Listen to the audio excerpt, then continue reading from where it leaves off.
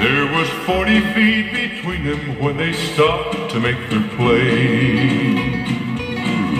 And the swiftness of the Ranger is still talked about today. Texas red not cleared leather for a bullet fairly ripped, and the Ranger's aim was deadly with the big iron on his hip, big iron on his hip.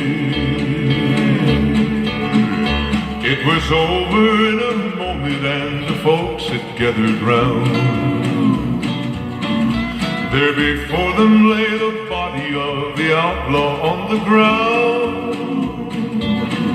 Oh, he might have went on living, but he made one fatal slip when he tried to match the Ranger with the big iron on his hip, big iron on his hip. Big iron, big iron.